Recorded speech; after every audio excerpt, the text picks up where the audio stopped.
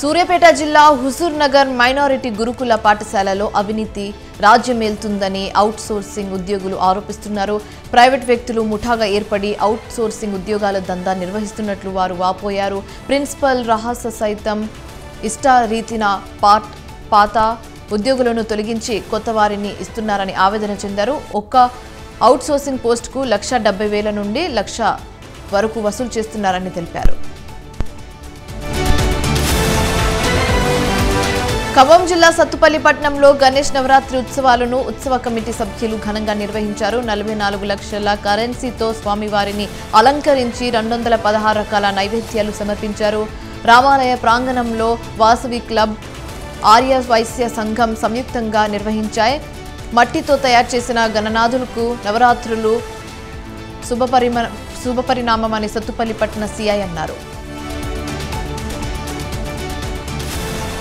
ఖమ్మం జిల్లా వ్యాప్తంగా గణేష్ నవరాత్రి ఉత్సవాలను ఎంతో ఉత్సాహంగా జరుపుకుంటారు. నేలకొండపల్లి మండలం కేంద్రంలోని బుంగబావి బజార్లో ఏర్పాటు చేసిన గణేష్ అందరినీ ఆకట్టుకుంది. అయితే 7వ రోజు 60,000 రూపాయలతో పందిరిని అలంకరించారు. వాటిని చూడ్డానికి భక్తులు అధిక సంఖ్యలో పాల్గొన్నారు. బజార్కు చెందిన కార్తిక్ అనే వ్యాపారి డబ్బులను అందించారు.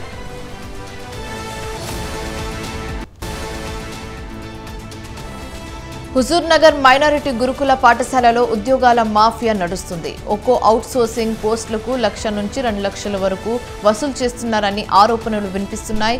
కాసుల కక్కుర్తితో విద్యార్థుల సౌకర్యాలను కూడా గాలి కొదిలేశారు. అయితే హాస్టల్ గోడలకు కరెంట్ షాక్ వస్తుందని చెప్పినా పట్టించుకోవడం లేదని విద్యార్థులు తల్లిదండ్రులు వాపోతున్నారు. ప్రిన్సిపల్, సిబ్బందిపై ఉన్నతాధికారులు కఠిన చర్యలు తీసుకోవాలని డిమాండ్ చేశారు.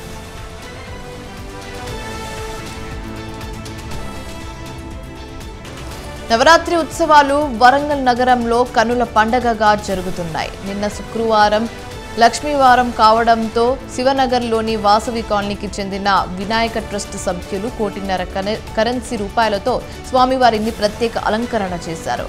లంబోదూరాన్ని చూసేందుకు నగరవాసులు పోటీపడ్డారు. అంతకు ముందు మహిళలు వినాయక మండపంలో కుంకుమ పూజలు ఘనంగా నిర్వహించారు.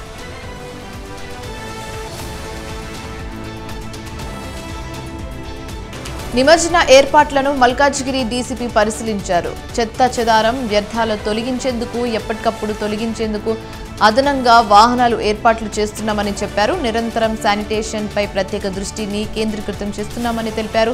ఈ నేపథ్యంలోనే ఆయన నిమజ్జన చెరువులను తనిఖీ చేశారు.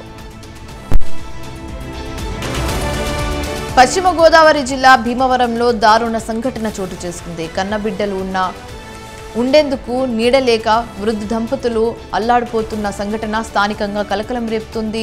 తమకున్న 1.5 స్థలాన్ని చిన్న కొడుకుకు రాసివ్వడంతో కొంతకాలానికి దాన్ని ఎవరికీ తెలియకుండా అమ్మేశాడు. స్థలాన్ని కొనుగోలు చేసిన వ్యక్తి ప్రహారీ గోడ నిర్మాణం చేపట్టాడు.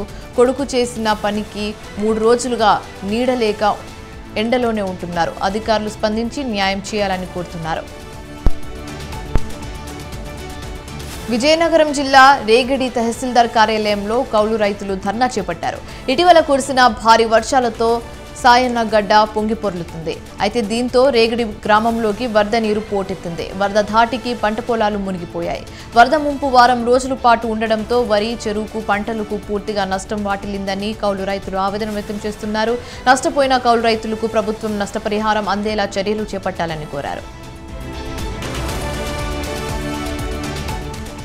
ఫ్రీజ్ కంప్రెసర్ పేలి ఇంట్లో అగ్ని ప్రమాదం జరిగిన సంఘటన కామారెడ్డి జిల్లా బిచ్కుంద మండల కేంద్రంలో జరిగింది. బిచ్కుందకు చెందిన రహింసకు ఉదయం పెద్ద శబ్దంతో ఒక్కసారిగా మంటలు చెలరేగాయి. ఈ ప్రమాదంలో ఎవరికి ఏమీ కాకుండా కుటుంబ సభ్యులు సురక్షితంగా బయటపడ్డారు. అయితే ఇంట్లో ఉన్న ఫర్నిచర్, నిత్యావసర సరుకులు అగ్నిమంటల్లో కాలి బూర్దయ్యాయి. నల్గొండ జిల్లా గూడూరు సమీపంలో ఘోర రోడ్ ప్రమాదం చోటు చేసుకుంది. ఆగి ఉన్న టిప్పర్ను అంబులెన్స్ ఢీకొంది. ప్రమాదంలో అంబులెన్స్ డ్రైవర్ అక్కడికక్కడే మృతి చెందాడు. కిడ్నీ పేషెంట్తో సహా మరో 2 తీవ్ర గాయాలయ్యాయి. చికిత్స నిమిత్తం స్థానికులు మిర్యాలగూడ హాస్పిటల్కు తరలించారు. నెల్లూరు నుంచి హైదరాబాద్ వెళ్తుండగా ప్రమాదం జరిగింది.